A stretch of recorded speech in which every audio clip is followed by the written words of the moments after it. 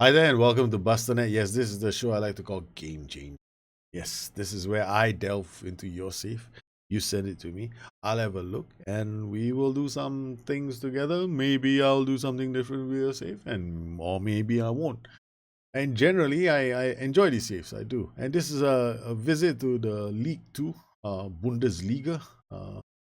And we've got Dynamo Dresden. That's this club. It's been with this club for a while now, done pretty well. And the club is he's looking at promotion. Now, this is quite extraordinary, in my opinion, because while the odds are that he's he's not one of the favorites to go up, but he wants to get promoted, and I think it's doable.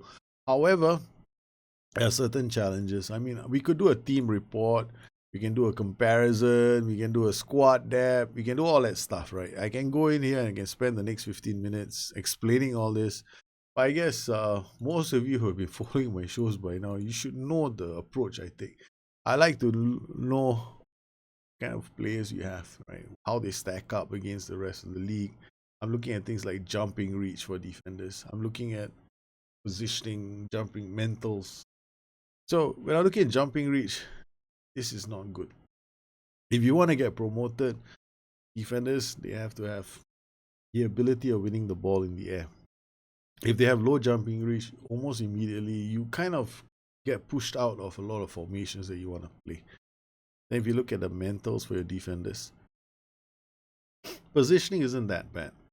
So at least they know where to be. But if when it comes to jumping reach, you have issues with set pieces, corners, crosses. So there's a lot of the game that you know you're gonna be affected by. So then you have to look at other attributes as well because that's the first danger mark that you're gonna see, and then after that you're gonna have a lot of little things. Then you're gonna come up with a system which can counteract the weaknesses of your central defenders, and then you can't because a lot of people like to think that counter attacking systems are not bad with 5-3-2s, for example. And but in my opinion, the 5-3-2 is the worst counter attacking system you can ever play. I mean, that's my personal opinion. Right. Some people will disagree, but for me, any system that allows the wings to get overrun, because in a 5-3-2, if you sit back, those wing backs are gonna form a five. So the opponents are always going to come down your flanks with two players, right? So you imagine a 4-2-3-1. He's going to get the fullback and the winger down the flank. So your wingback is already forming a five. He's dropped back. And if you're using a 5-2 in midfield, that's it. You know, who's going to come out there and help the wingback out? The wingback just sitting down there, forming a five. The guys are going to be able to cross the ball. So when people say, I want to have a deep defensive 5-3-2, I go like, you're just asking to get hammered by a good team. You gotta think about the formation that you want to play with. So here we've got a player that's been playing with several formations, right? So he's used the 4-1-4-1. Did okay for a while, but if you're looking at the Sandhausen, I think you should have no issues beating them by 3-2. So I was looking at this going, 3-2 is the scoreline against a 4-4-1-1, and it's a fairly even game. But you look at the chances in the box. This is what I like to look at, right? Teams, shots, Sandhausen. The number of shots Sandhausen had inside your box is dangerous. It doesn't matter how many shots. If you look at yourself, you had no central shots inside the box. But Sandhausen had so many central shots inside your box. I mean, we can like watch the highlights. And so normally I like to watch the highlights. So you can see the team can't deal with crosses. So that's it. That's the first issue. So this was like a warning bell to me. 4-1, okay, you can win some games, but you done okay with Hamburg. You beat Hamburg 3-0 away from home. But here we have to be very careful, right? So here you did quite well. Again, Dynamo Dresden, no clear-cut chances. How do you score your goals? So let's come out of this. Let's take a 2D classic view. First goal, throwing Catranes out to Chetin. 1-2 inside the box. Weinham brings the shot from outside the box. Luck, right? Second goal, Kleinhurst. Throw in. They cross the ball. Your defenders. Ferraro clear the ball. This guy is a very good playmaker. Plays one long over the top ball. They go back into defense again. Clear this. I like him a lot. So he plays the ball into space, and the striker gets a really difficult shot off and scores. And then your third goal from a throw in again. They play. You see, this guy is free. Scores from outside the box. Okay, not that fantastic. Against teams that might be sitting back, you may not get those kind of chances. And then you played this game, you lost 1-0. And then you switched to a 4-2-3-1, you conceded 2 goals. Bochum, you played a 4-1-4-1, did okay. But then here things go wrong for you, because by now teams are no longer giving you space. Against you played Kaiserslautern 4-3. Here again, I will look at the shots. Basically the shot matrix, right? So Dynamo Dresden, this time you had at least a couple of good. This is probably a corner. So the first one, when I look at shots like this, I will like chalk them off immediately, right? So I will chalk these chances off. So that's 1 gone. That's 2 gone, right? Because both set pieces, right? So we're not interested in set pieces. So that's 2 shots gone. Now let's look at this. We got. If you can just allow me to watch the highlight. Okay, that's 3 corners gone. Man, it took a long time. Okay, there's 3 highlights, 3 corners. And we got this one. Throw in. Okay, we keep this going now. That's 4. Oh, so far open play. There will be many. Right. Okay, this is open play. You got 1 open play. Difficult chance. Okay. And I think we have another corner. Okay, so I would see this and I would go like, no, I'm not. I mean, great. You've got the target man who can jump, leap in the box and score you, get you those kind of chances. But then we have to compare ourselves to the other teams, right? So we got to come here. Watch this highlight. Free kick. Okay. This is not good for you, right? Because your boys are not strong in the air. You got 1 player who's really strong in the air, and you gotta hope that he wins all and he's a defender. So that was a corner. This is recycled from a corner again. So your boys didn't deal with the corner, and then they conceded off open play. So we got quite a few. So I looked at this as well. You wanted to play a 4-2-3-1, and then you started conceding a lot of goals. Now I took over your club. I will take over your club after Terrell, but I noticed one thing: you still had these issues. You went into friendlies. You wanna play a 4-2-3-1, but let's take a look at your team. Right? There are certain things before I jump into this. Let's look at other things as well. Your training. I was looking at this and I almost felt I had a slight bit of a shock. Okay. Now I had to change your training around because you didn't have rest days in between some of your games. So I applied some rest sessions in your matches. Like here, your Karlsruhe, you don't have any rest sessions. You really want to make sure that you have rest sessions. And then secondly, your squad, I would recommend that you be very careful with double intensity. Always have a view like this, which has medical. You can't do this anymore in FM19. So you have to just go into my filters of my views, which is in the description below. Just pick one of pick my medical one from there. Want to change it to half intensity, especially for your top striker, because Kleinheist, I find that when I play with him, he gets tired very fast, and you really need him. This guy is like central to your your team right now. Okay, uh, he's fantastic as a target man, and he's always gonna score you some goals. In fact, he will. Once I show you what I've done with the team, he is now the top scorer in the Bundesliga by some distance. And I would be very careful. I probably watch his intensity after every time I play a game. I'll probably have to put him half intensity, especially if there are 2 games that week. So you gotta watch how you manage this. If you have 2 games in a week, half intensity for your key players. So players like Kleindice, maybe Windham, Reese, um, Farai. These are players that I would look at. Now let's take a look at your tactics so far. Okay, so I changed your 4-2-3-1. I actually, if I wanted to play with a 4-2-3-1, it'd probably be slightly different, right? Yeah. So it probably wouldn't include definitely have a defend duty here. Now your 4-1-4-1 that you're using as well. I'm of the opinion that you can do something better with this. You can do the problem with your team isn't the formations, it's actually the players.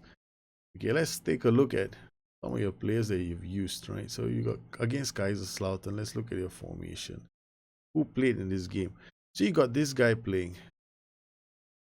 Kaiserslautern, where are you again? Come on. Let's not be shy. Okay, so we got this player playing. Whatever his name is. Okay, so his composure is 8. He's playing as a DM in front of your central defenders. His composure is 8. First touch is 10. Passing is 11. Vision is 10. Gets the ball. Okay, he can't do very much. He's gonna against high pressure system. He's gonna lose the ball. Then you got this player Carraro. Again, he's okay. He's not bad. He's average for maybe Bundesliga 2. He might be okay. Positioning is not that good. So we got 2 players here who are not phenomenal with positioning.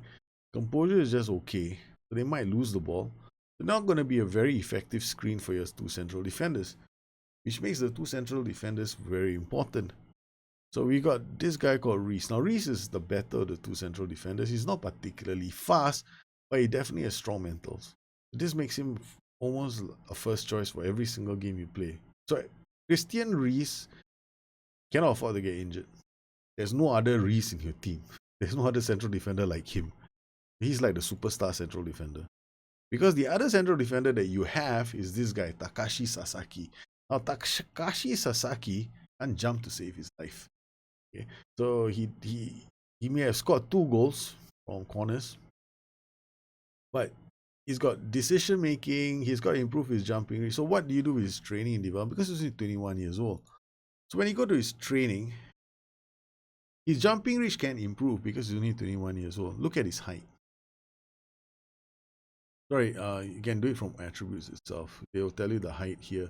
His height is 1.82, which isn't really that bad, right? So, I mean, if he was like 1.85, 1.87, it'd be even better.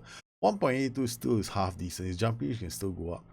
So, training and development, what you want to spend your juices on is strength.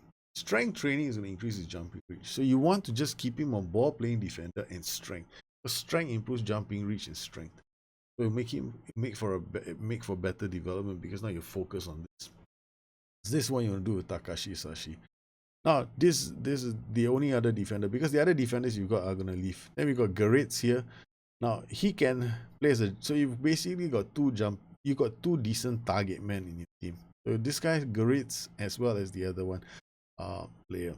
But here, out wide, he's just a winger. 19-year-old winger with basically yeah, he's not a lot of fantastic attributes, right? So he's brave. He won't go in for challenges. His dribbling is okay. His first touch is not fantastic. His passing is average. His composure is also average. So he could do well to beat players, but you have to play him for him to get better. His training and development, if you put him as a winger on support training, right, you work on those attributes, but what you want is this off the ball to go up. So you go for attacking movement. Decisions, anticipation will go up. So this will work on these attributes. So you get more focus, growth on him to make him a more attacking threat down the flank. Attempts to develop weaker foot, honestly, as a winger, if he's right-footed, don't bother. Unless you want him to be an inside forward. But he's got a hell of a long way to go before he becomes an inside forward. So I wouldn't really work on develop weaker foot because it's not really important. Unless he is a player that has, that he can hit in that direction, and he can do that much later. At this point in time, there's so many attributes that have to be improved, and I would not waste CA on this because attempts to develop weaker foot eats a big chunk of your current ability. So you don't want that. So I would definitely cancel this and leave it. What I would do would be something that is definitely a trait that would enhance his play at the moment. He's got acceleration, but he doesn't have very good. He's got decent dribbling, not fantastic first touch. So this guy's trait that actually would definitely add more value is knock the ball past opponents. This is a definite trait that would add a lot of value to his game because when he gets the ball, he will beat them, but with his acceleration. So he takes the ball down, he knocks it forward and chases after it. Then when he gets past them, he delivers the cross. Bang, you're gonna get a winner because you got a target man inside the box already. So you got a guy who can win headers. So you develop him to become a potent weapon. So this is how I would develop him, not with develops weaker foot. Because if he develops weaker foot, yeah, left, right, yeah. So well, what do you want to do with his weaker foot? Cut inside, and then what can he do when he cuts inside? He can't score, so he's still got a long way to go. So I would not waste time with developing his weaker foot. So I looked at your matches and I went 4-1. You're gonna get caught out eventually because teams are gonna start getting playing systems where they have decent players, and your players in midfield are gonna get caught up because Sasaki isn't that good. Up front, you're gonna keep struggling because you're gonna have to work the ball out to him. You got this guy who can't tackle, right? So you got this gap in this position here, right? So if you play this formation, he can't tackle. So you got Windheim coming forward. Every time Windheim goes forward, you leave this flank open, right? So, and you got Sasaki playing here. So he's not that fantastic either now. So he can't defend against the cross. So you're always going to be leaving yourself open. So what do you do? So what I did was slightly different. So we played with a 4-2-1-3. Now, I do believe that this is one of the better counter-attacking tactics in the game.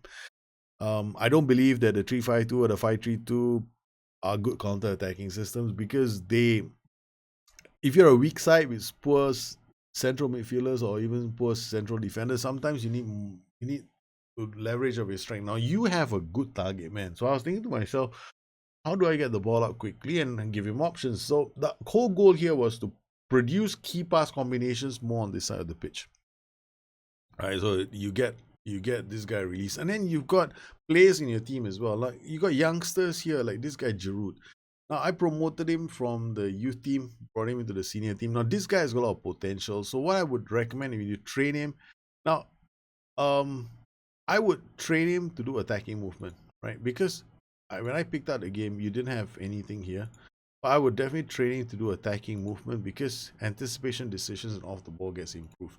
The other thing that I noticed you didn't do was you've got another player in your team, right? This guy who was playing here, this is probably a starter. Now, training and development, what you had him is knocks ball past opponent. Now, without a shadow of a doubt, you didn't have knocks ball past opponent actually. You had something called trains weaker foot. I actually removed that because knocks ball past opponent is a way better player trait for him. So I would definitely not use trains weaker foot because he's got a long way to go before he becomes good enough to use his weaker foot. Look at his finishing and his composure. I would focus on adding value to his game because if he beats people to deliver the cross, you got a target man with jumping reach of 19 inside the box. That's gonna add more value to your attack pattern. So as a tactic, what we did was we did target man, close down more, tighter, AP, Regista, DM, complete wingback. Then both of these guys total across to the target man. More direct passing from the back, counter press, higher defensive line. We defensive with. Now, how did we do? Now, again, we had a friendly match where I played a 4-2-3-1. That's nothing. Then Karlsruhe was the game where I still tried the 4-2-3-1, but I was thinking to myself, no, this is not going to work. This game convinced me beyond a shadow of a doubt that it was not going to work because of the shots that Karlsruhe attempted. All their goals came from outside the box. So, I mean, 3 goals came from outside the box, which is a shock. You guys, no matter what I did, your 2 holding players were not doing a good job of covering the spaces. So I was like, this is not going to work. So against Darmstadt, we changed to a 4-2-1-3. At this point, I'm still only using a CM on attack. If you look at the match stats, we don't have much of the ball. We do give the ball away. Look at the action zones. They're going to control most of the game. But look at this. This is the key thing here. We don't make it. Teams are attacking us, but we still are able to launch half decent counter attacks against them. So I was pretty okay with the way your team was playing. More importantly, now when we attack teams, we get space. So here, as you can see, we're building play up. This is your common bow I'm using here. This is your central midfielder attack. Finds your target man. Target man scores the first goal. No, not too bad. Then second, open play again. Target man links up to the winger. Winger drives into the box, scores the second goal. Not looking too bad.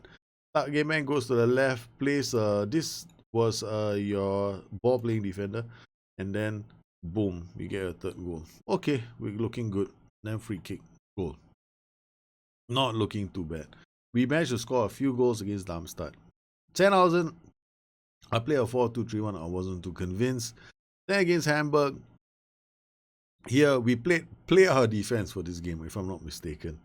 We took the game. We kept possession of the ball. 48% this time. Possession wasn't so bad, but I wanted to make sure that this time we are a bit more frustrating against the other team, right? So we just happen to not want to give them the ball most of the time.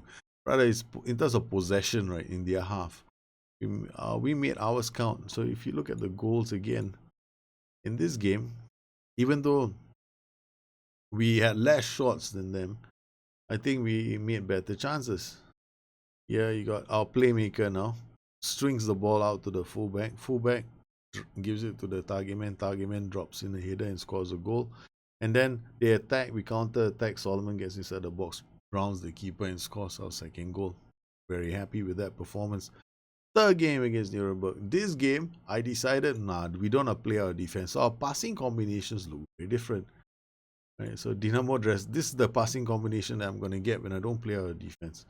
Right, so this is what we'll get, where the regista, the playmaker, keep the ball between themselves. The wingback will go around, and then this is the Solomon was playing as the regista.